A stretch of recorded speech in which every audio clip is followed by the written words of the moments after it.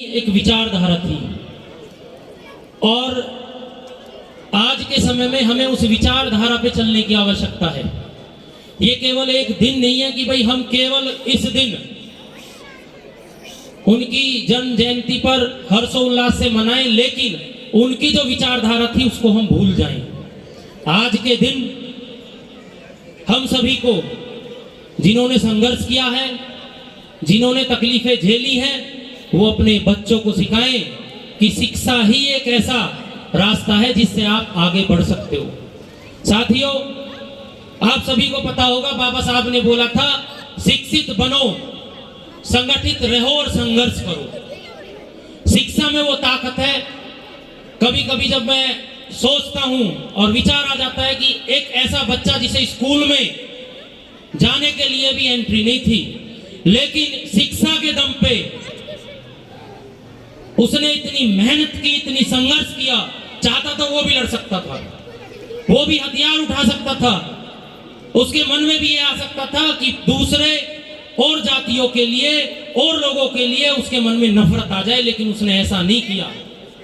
उन्होंने केवल एक रास्ता चुना और वो था शिक्षा का। और आज देखिए, उनकी मेहनत इतनी रंग लाई कि आज जिन स्कूलों से उन्हें मना कर दिया कि आपकी स्कूल में एंट्री नहीं होगी, आज उन स्कूल विश्वविद्यालयों में उन्हें पढ़ाया जाता है, उनके बारे में पढ़ाया जाता है। ये जो विचारधारा, इसके साथ आप लोगों को चलने की आवश्यकता है। आज की जो युवा शक्ति है, आज के युवा जो साथी हैं, वो भूल चुके हैं अपने आप को, अपने अधिकारों को। आपको अपने अधिकारों की लड़ाई लड़नी होगी। आज मैं देखता हूं सोशल मीडिया के माध्यम से, हम सोशल मीडिया, व्हाट्सएप, यूनिवर्सिटी पे तो कुछ भी लिख देते हैं, लेकिन हमारी हिम्मत नहीं है कि एक ठेकेदार अगर गलत कोई रास्ता बना दे, कोई सड़क बना दे, तो हमारी हिम्मत नहीं कि उसकी गिरवान पकड़ के ये कह दे कि जिससे तू बना रहा है ना, ये तेरे बाप के पैसे नहीं है, ये हमारे टैक्स से दिए हुए पैसे हैं, तुझे ठीक बनाएगा। आप लोगों को इसके लिए जागरूक होना पड़ेगा। जब जब देश कठिन परिस्थितियों में आया हो, तब तब महापुरुष निकल कर आए हैं। और मैं आपको बता दूं, महापुरुष एक जाति के नहीं होते। वो जब तक पुरुष है एक जाति का है, लेकिन जब वो महापुरुष हो जाता है अपने संघर्षों से, तो वो प्रत्येक जाति, प्रत्येक धर्म को हो जाता है। तो बाबा साहब प्रत्येक जाति, प्रत्येक धर्म और पूरे इस हिंदुस्तान के, और मैं तो कहता हूं, आप देखो, पूरे विश्व में बाबा साहब को मानते हैं। उन्होंने जो संघर्ष किया उसको मानते हैं।